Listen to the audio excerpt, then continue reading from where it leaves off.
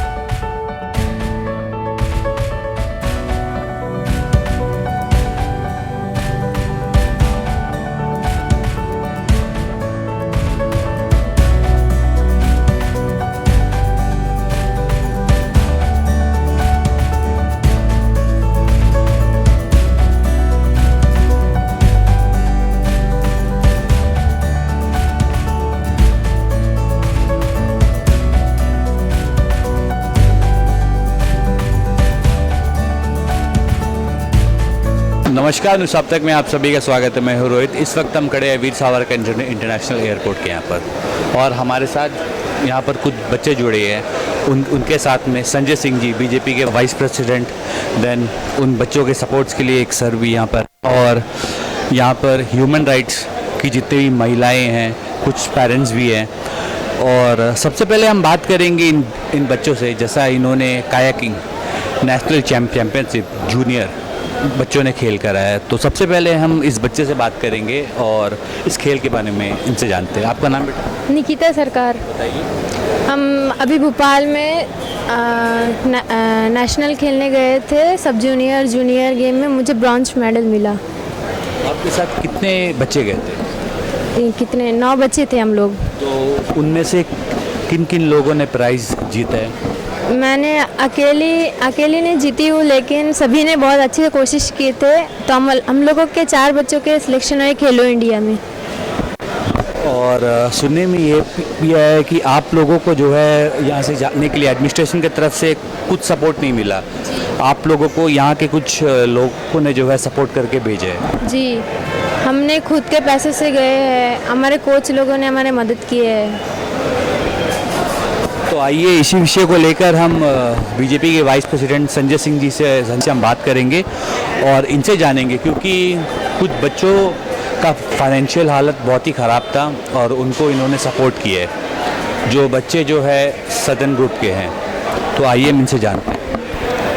सबसे पहले तो मैं जो हमारे बच्चे अंडमान निकोबार के जो बच्चे हैं, ये जाके हमारे अंडमान का जो नाम रोशन किए पूरे देश में, उसके लिए मैं इन सारे बच्चों को मैं बहुत बहुत बधाई और शुभकामना करता हूं कि आगे और अच्छा खेलेंगे। और ये आज जो है नेशनल लेवल टीम में जो है इनका जो क्वालिफाई हुआ है, कोई खेलो इंडिया में हुआ है। मैं चाहता हूं कि आने वाला दिन में ओलंपिक और इंटरनेशनल टीमों में इनका भाग मिले और अंडमान का नाम रोशन हो। साथ साथ में मैं श्रीमती बिश्नोई मैम का भी बहुत सारा आभार प्रकट करता हूं कि उन्होंने हमेशा से प्रयासरत रहा इन बच्चों के साथ में, और कैसे इनको आगे बढ़ाया जाए उसके लिए उन्होंने हमेशा कोशिश किया है। और इन्होंने खुद अपने लेवल में जितना हो सका है उन्होंने प्रयास किया है, लोगों से कंट्रीब्यूट करके कि कैसे इन बच्चों को हम दूसरे स्टेट में भेज सके और उनको कैसे हम जिता के लेके आए। उनका हमेशा से प्रयास रहा। उनके हस्बैंड जो हमारे बागाराम जी बिश्नोई जी जो है, उनका भी धन्यवाद करता हूं कि उन्होंने मुलाकात किया। सर का मैं नाम नहीं जानता हूं, लेकिन उन्होंने भी धर्मा टोपो जो कि कोच है, वो भी मेरे से मिले थे। वो भी बीच में आए थे कि बच्चों का फाइनेंशियली जो है स्थिति उतना ठीक नहीं है जो कि उनको हम दूसरे राज्यों में भेज सके। मैं एक बात बताना चाहता हूं कि देखिए ये बच्चे के अंदर में इतने प्रतिभा है, बस इसको निखारना है, इनको एक सही प्लेटफॉर्म देना है। आज ये सभी बच्चे जो आज कहीं ना कोई गेम में क्वालिफाई किए हैं, नेशनल लेवल हो या ओलंपिक हो में जाने के लिए प्रयासरत है या खेलो इंडिया में क्वालिफाई है, लेकिन हम समझते हैं कि कोई बच्चे अच्छे परफॉर्मेंस देने के बावजूद भी कहीं ना कहीं छोटी सी चीज़ों से चूक गए।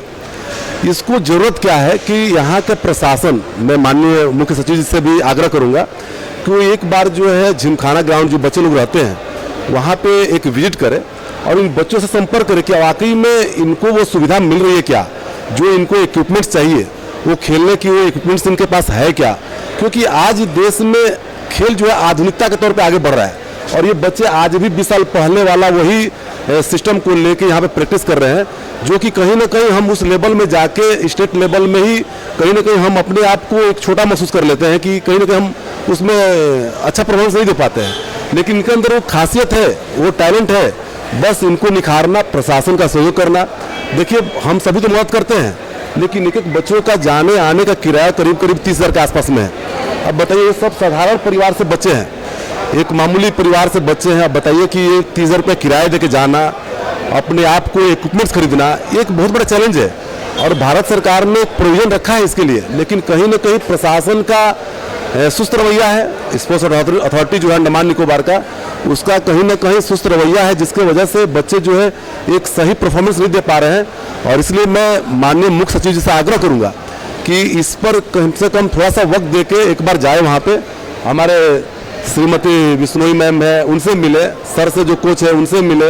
ये लोग जो है इन बच्चों को इंकरेज करते हैं, आप इनसे बैठ के एक बार बात करिए, आपको मालूम चलेगा कि इनको क्या ज़रूरत है और सहयोग करेंगे तो मैं भविष्य में महसूस करता हूँ कि बच्चे अंतर्राष्ट्रीय स्तर पे अंडमान का नाम रोशन करेंगे। ये हमारे लिए एसेट है।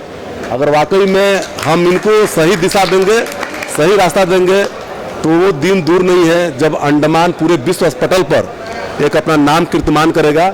और इसी शब्दों के साथ मैं अपने बात को समाप्त करूंगा और इन बच्चों को फिर से एक बार शुभकामना, श्रीमती बिश्नोई मैम का मैं शुभकामना और धन्यवाद करता हूं कि इन बच्चों के साथ में इतने कार्यरत रहती है, लगे रहती है, उसके लिए बहुत बहुत धन्यवाद। Thank you so much. तो आइए इसी विषय में हम बिश्नोई सर से बात करेंगे और इनसे ये जानेंगे कि क्यों आखिर अंडमान निकोबार एडमिनिस्ट्रेशन जो है बच्चों का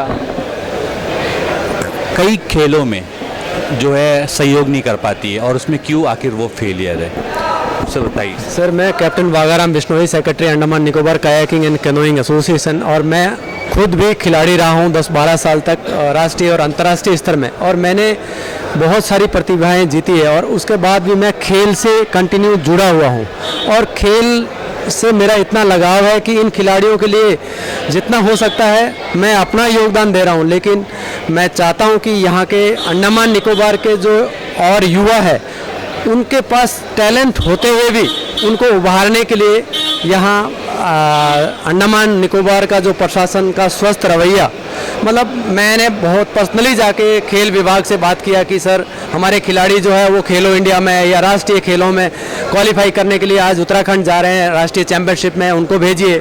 तो लेकिन खेल विभाग बोल रहे हैं आज हो जाएगा, कल हो जाएगा बोल के हमारे को साइड कर देते हैं और खिलाड़ी जो है वो रह जाते हैं। तो वो खिलाड़ी जो रह गए और फिर हम ढूंढ रहे हैं कि हमारे ओलंपिक में क्यों नहीं है, हमारा इतना बड़ा लार्जेस्ट पॉपुलेशन है और हम क्वालिफाई क्यों नहीं होते हैं या ओलंपिक मेडल क्यों नहीं लेते। कुछ छोटी छोटी गलतियां हम सबसे हैं, तो उसको सुधारें और खेल विभाग आगे आएँ और हमारे प्रशासन के अधिकारी हैं वो भी आगे आएँ और इस खेल को, जैसे हमने बोला है water sports, kayaking and canoeing, rowing और साइकिलिंग, अंडमान में 3-4 गेम है, फुटबॉल हो गया, ये खेल यहाँ की मेन मतलब क्या बोलते हैं लाइफ लाइन है खेल के लिए, जो आज तक अंतर्राष्ट्रीय स्तर में मेडल जीते हैं। तो वो उन खिलाड़ियों को और सहयोग देंगे तो वो हो सकता है ओलंपिक क्वालिफाई करेंगे। और मैं मेरी तरफ से मैं बोल रहा हूँ कि खिलाड़ियों के पास टैलेंट की कोई कमी नहीं है, कमी है तो हमारे प्रशासन की है और हमारे क्या बोलते हैं जो खेल विभागों की है, जो आने वाले समय में वो अपना ध्यान देंगे तो अंडमान निकोबार के लिए ये खिलाड़ी ज़रूर एशियन गेम्स एशियन चैम्पियनशिप या ओलंपिक क्वालिफाई करेंगे। और अभी टिल ओलंपिक क्वालिफाई का राउंड भी उत्तराखंड में हो रहा है, लेकिन हमारे यहाँ से एक खिलाड़ी गया है सिर्फ, वो भी अपना ऑन अरेंजमेंट में। लेकिन अंडमान निकोबार में किसी ने उसको नहीं पूछा कि बेटा कैसे जा रहे हो या कैसे क्या कर रहे हो। तो ऐसे बहुत सारे खिलाड़ी यहाँ बैठे हैं, उनको जाने की सुविधाएं नहीं है। कभी बोलते हैं फ़्लाइट नहीं है, कभी बोलते हैं पैसे नहीं है। तो ऐसी दिक्कत हमेशा हर रोज़ सुनाई देती है, चाहे वो साइकिलिंग हो या फुटबॉल हो या कयाकिंग, कैनोइंग या रोइंग हो।